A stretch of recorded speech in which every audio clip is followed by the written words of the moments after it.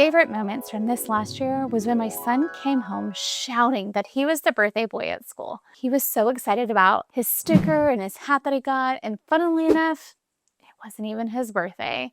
It was actually the class's summer birthday party, and it just goes to show that birthdays don't have to be over the top, expensive, or take over your whole day to make students feel special.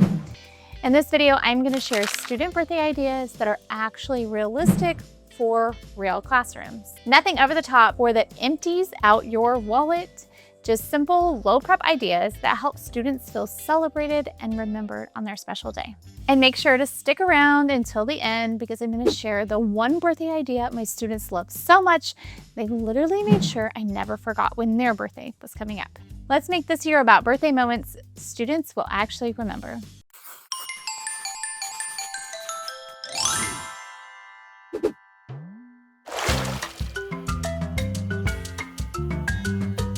All right, so first up are fast things that a teacher can do with zero prep time.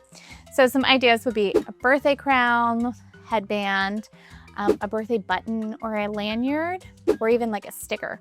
These are fun because then as the students are walking around the school, other people can wish them happy birthday. Things like a special pencil. Personally, I love to add a little balloon on top so the pencil looks like the balloon string.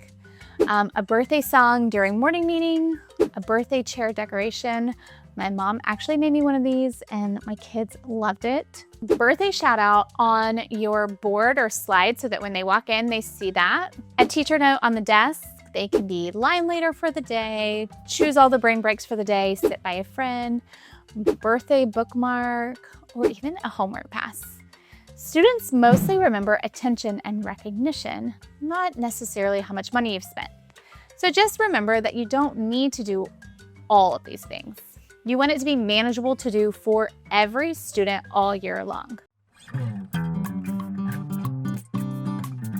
I also love to throw in some ideas of classroom traditions. Would be things like a birthday interview. So the student is sitting there and they answer questions like, what's your favorite food, your dream job, your favorite animal? This lets the student be the star of the morning meeting and we get to learn more about them. A class compliment circle.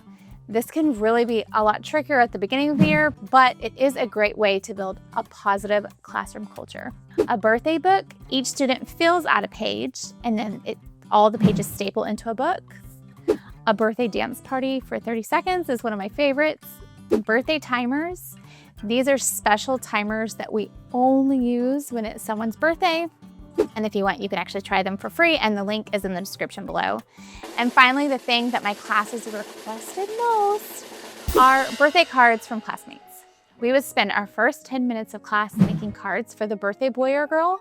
Students loved getting to make them, and they also really loved getting to receive all of their cards. Had a bonus for me, students were practicing writing in a real life moment. The best birthday traditions are repeatable and predictable, so students know what to expect when it's their birthday. Kids love traditions and knowing exactly what's coming and what to expect. The worst feeling is when another student says, wait, wasn't today Emma's birthday? So don't forget to also make it a point to stay organized to avoid forgetting anyone's birthdays. I like to use a one-page calendar for myself and then a monthly birthday bulletin board. Any items I'm going to use for students like crowns or certificates, I make at the beginning of the year so that they're all ready to go. And to make it even easier, I love to use reusable birthday resources that I can just print out instead of needing to replenish every year at Lakeshore. Things like cards, birthday crowns, birthday certificates. And also don't forget those summer birthdays. I love to either send out dates at the end of the year where parents can pick the day they want to celebrate their student's summer birthday before the school year ends, or do one big party day for all the summer birthdays. If you do a big day, instead of each student bringing cupcakes, that would be insane. Each student brings something to build like a lunch, or each parent could give $5 to $10, which is cheaper than cupcakes, for us to use that money to then buy lunch for the classroom. Years later, students probably won't remember the worksheet from a random Tuesday in February, but they will remember how your classroom made them feel on their special day. I'd love to hear if you do anything special in your classroom for birthdays that I missed. And if you're working on building a grateful classroom culture where your students are thankful that you went out of your way to celebrate them, you'll love these picture books that help teach gratitude all year long. See you guys next time.